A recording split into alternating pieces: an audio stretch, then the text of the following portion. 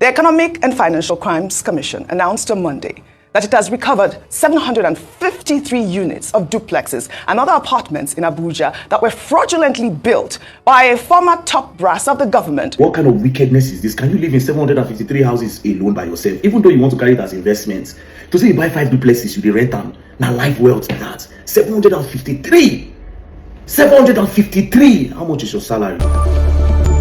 Hello guys, welcome back again to my channel. Please don't forget to hit the subscribe button. Guys, no be small thing as another shocking revelation no come outside again, this time from EFCC. Say the former governor of Central Bank Emefiele, they discover say this man they built 753 duplex for Abuja. Wow guys, this one a shocking revelation though. Now a lot of Nigerians just chook mouth for the matter, even Verydarkman. Guys, let me leave you to watch the full video. Make una see what all these top people for Nigeria they do with our money. A lot of people they suffer, a lot of Nigerians they suffer, but all these big people for Nigeria they selfish. Guys, let me leave you to watch the full video. Please guys, don't forget to like, comment and share this video. The craziest part is this, right?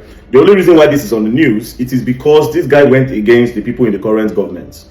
If he had supported them before, EFCC for no catch up, all these things would have still been hidden. Let's just say for the onset, he supports APC 100 because we had different type of news that was against Asiwaju. Do you understand? It was against Asiwaju. The whole Naira policy during the election was just so that Tinubu would not win. You understand? So the only reason why we are finding out now, it is because they said that he's against Tinubu. That's why he's going through all this. Now imagine the people when they say they're not against Tinubu. Imagine the people where they own camp. Come to think of it, what kind of wickedness is this? Can you live in 753 houses alone by yourself, even though you want to carry it as investments? To say you buy 5 duplexes, you rent them. Now life wealth that. 753! 753! How much is your salary? That's something that can be put into development of Nigeria. Nigeria for them even move up a little bit. Let's just say use that money now and create housing for the poor. Do you understand? They made the poor people come, they remit some kind of small thing they give and just create cheap low-cost housing. Our economy will just grow, at least good standard of living, or maybe try to do one road or something. This man come, the value Naira. Nothing paid me rich during that election. You had no reason. Baba come say, they won't change Naira. He didn't stop there. Say all the Naira where they get before the old one won't no fee work. Some people were using, they were using 3,000 to withdraw 5,000 Naira. In Nigeria, buying our own currency with our own currency. Then at the end of the day, you still came back to say they can use the old Naira and the new Naira notes. Was that not craziness? See how many people buy during that? I remember one pregnant woman then inside bank. What about the man who is sick, where they say, okay, they need money to go do surgery? The man just go like that, all for what? For your greed. Not just his greed, politicians' greed. Because like I said, they are all in this thing. They are all in it. The only reason you people are finding out about Emefiele now, it is because Emefiele is not with the current government in power. Else, nobody for Nigeria will know. Even the CFCC where they do gaga. Because you can tell, say that they use them as a tool. It's obvious. It's obvious.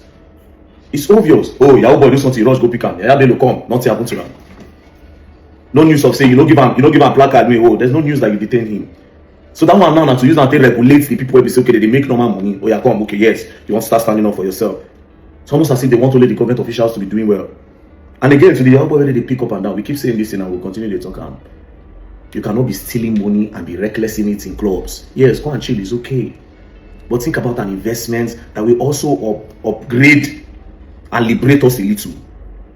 Prioritize patronizing African brands. These innocent motors. You understand? All the people who say they don't start to their assemble plants for Nigeria. And Kefiano Motors is also coming soon. A lot of people prioritize that. African clothes, African prints. If you want to buy luxury, make sure say one African guy in Aindoam. You know, a lot of people they be say, okay, yes. You carry money, buy Benz, government come pack all the money, no investment, nothing, you're back to square zero, nobody will help. It's crazy. Nigerian politicians, God will punish all of now.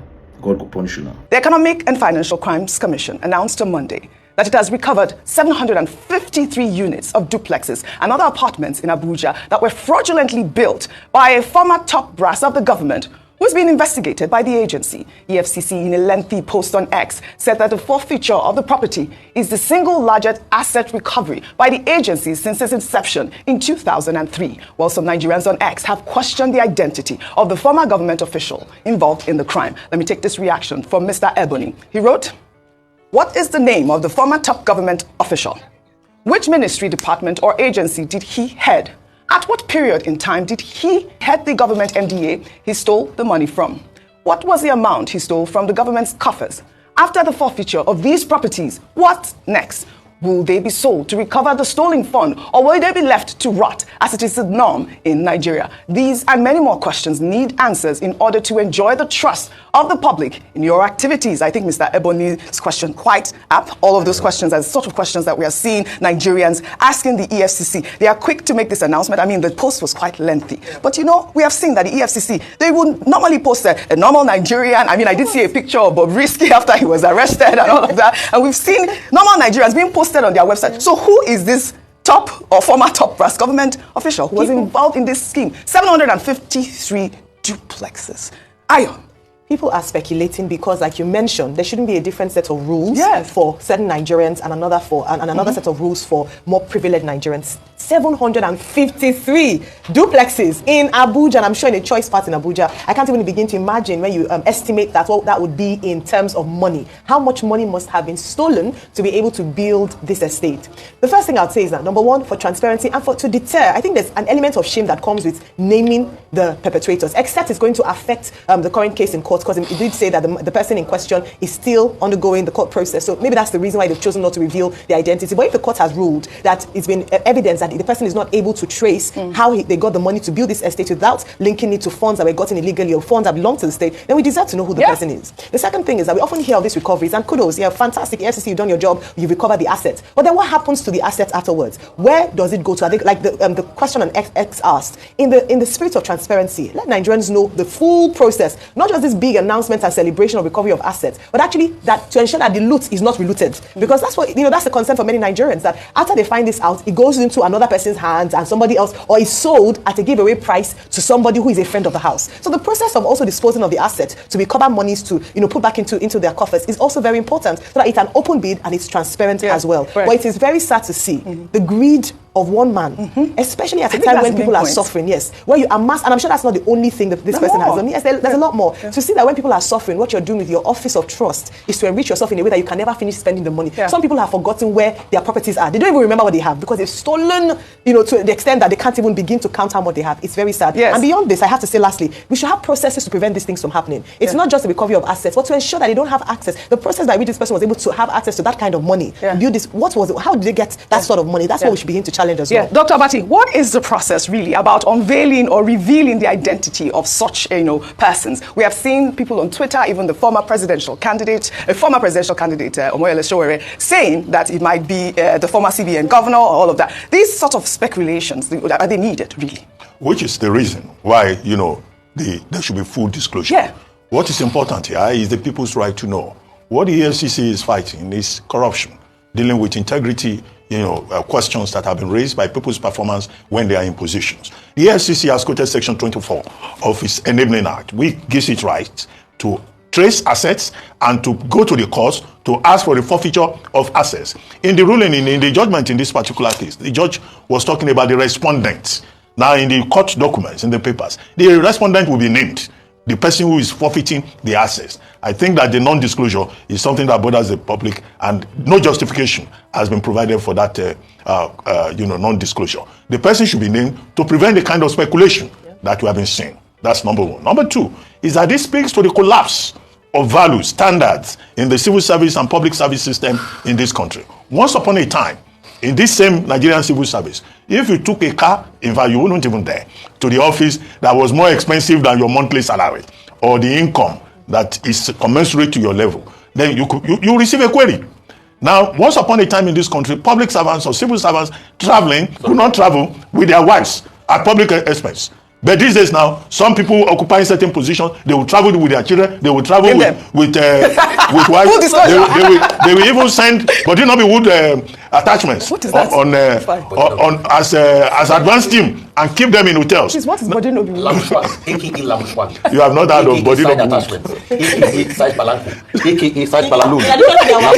The wives are not. Oh Lord, they will be in different locations. Supposed to be laughing.